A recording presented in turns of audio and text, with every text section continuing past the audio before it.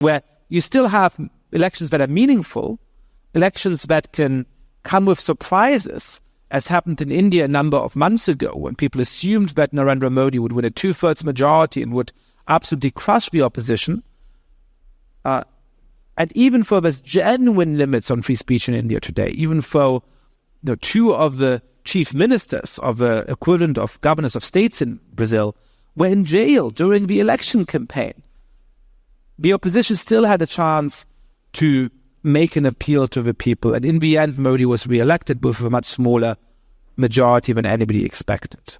Right? And so that is a political system which has meaningful elections, which has some genuine rights that people still have, but they've become perilously curtailed relative to what they were 10 years ago. Democracy does not come in ones and zeros. And that, I think, suggests that this fight for the preservation of democratic institutions is going to take a very long time. I was asked earlier today whether I think that we live in a populist moment or a populist age.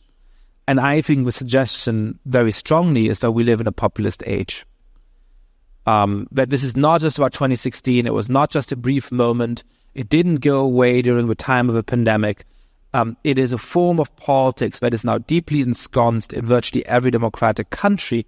And even when you think that a populist movement or a populist candidate has been vanquished, as many Americans believed after 2020, it can very easily come back. You can face the same candidate or a relative of that candidate or some other political appointee of that candidate 4 or 8 or 12 years later. This is a fight that's going to stay with us for a long period of time.